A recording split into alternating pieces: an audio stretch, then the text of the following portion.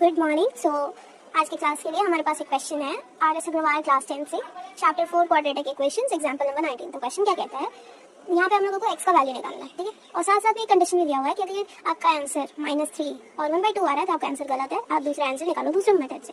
तो चलिए स्टार्ट करते हैं, ठीक है। तो इस क्वेश्चन को सॉल्व करने से पहले हम लोग इसको ऑब्जर्व करेंगे थोड़ा। तो यहाँ दो चीजें ऑब्जर्व करने वाली हैं, ये 2x - 1 divided by x + 3 and ये वाला x + 3 डिवाइडेड बाई 2x - 1। तो यहाँ हम लोग क्या देख रहे हैं कि ये दोनों एक दूसरे के रेसिप्रोकल है, राइट। तो अगर हम लोग इसको y मान लें तो ये क्या हो जाएगा 1/y एंड इससे हमारा कैलकुलेशन सिंपल हो जाएगा। तो इसको रखते हैं, let 2x - 1 divided by x + 3 dy, ठीक है। नाउ अब क्या इक्वेशन हो जाएगी, तो 2y - 3/y हो जाएगा इज इक्वल्स टू 5 हो गया। अब उसके बाद देखेंगे हम लोग, तो यहाँ एलसीएम लेंगे, 2y² - 3 is equals to 5।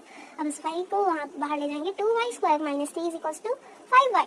5y को इधर लाते हैं, 2y² - 5y - 3 is equals to 0।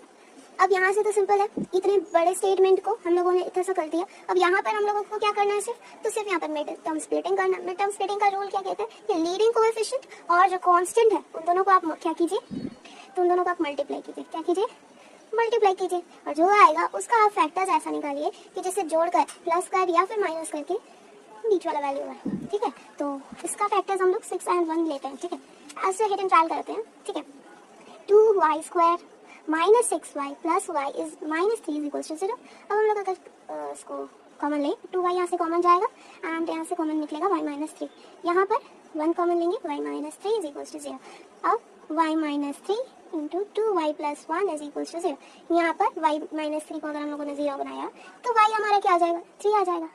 और यदि हमने 2y + 1 को 0 बनाया तो हमारा y आ जाएगा -1/2।